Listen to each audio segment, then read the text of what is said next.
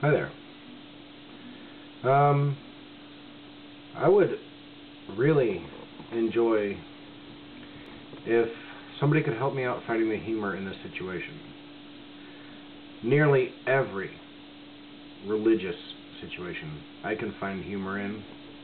I can mock, I can rip apart, and I can dismiss. But a person I know who was raised Catholic, is a bit older than I am. Someone recently in their family, not in mine, but in theirs, was in a car wreck. And the child died. And the woman has been a lapsed Catholic for quite some time. And while there's nearly nothing that the Catholics do that is good, well, let's just say, okay, she said, what a shame that the child will have to spend time in limbo.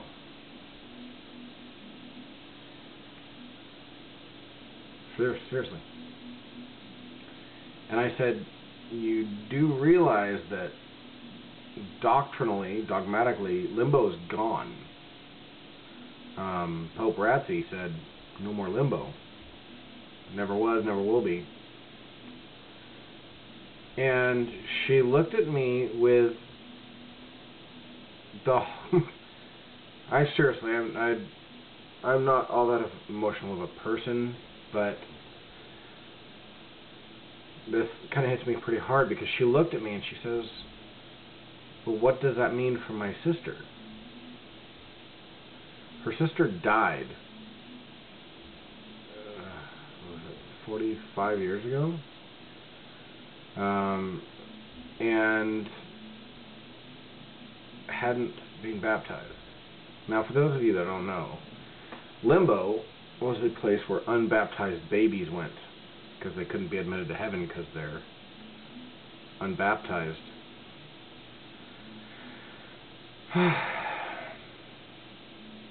I mean, I'm trying to wrap my head around the disgusting nature of dogma and doctrine.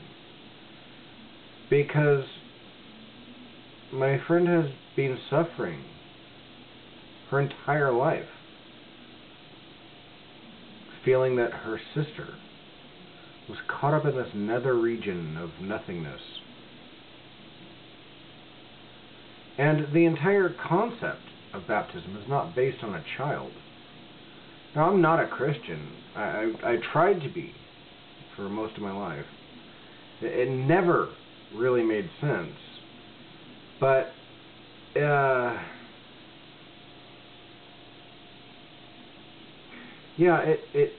it gets me that this one particular piece of dogma has been disruptive for 1,600 years.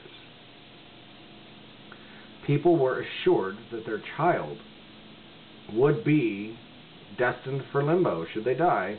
And remember, most of this time, child death rates were extraordinarily high. It's only recently that 3 out of 5 kids didn't die.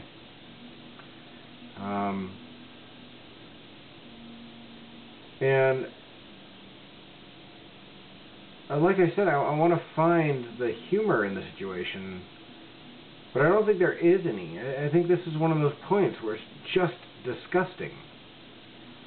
My friend lapsed. She just hasn't been going to church for the last decade or so. In fact, I don't think she's been to church since Ratzi gained office. And so she didn't know about his proclamation.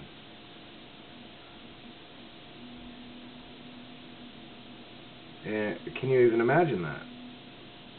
Can you even imagine what Ratzinger's declaration means? It means that every Catholic pope, the infallible pope, was wrong. And yes, each one was infallible. For, what is it, 1,900 years? 1,800 years?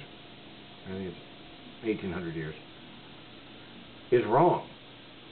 That there is no limbo. I forget exactly when limbo was introduced. But my friend is really upset, not sure whether her sister attained heaven or just didn't. I mean, there's no going to hell. There's a just didn't. And it really makes you sad, because she does have a decent mind. It does work. Not like a lot of these fucking religiotards. Her mind really does work. But she was indoctrinated from birth, and wow. I mean, think about that. Think about the mindfuck that sits inside of that concept. Popes are infallible. The doctrine of the church is the way of life. It is the rightness of everything. Except when the new pope says it isn't.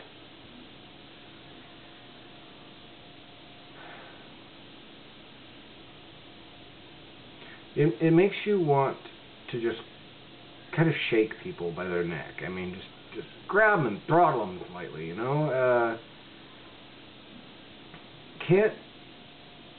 Won't people just eventually understand that it's all just made up?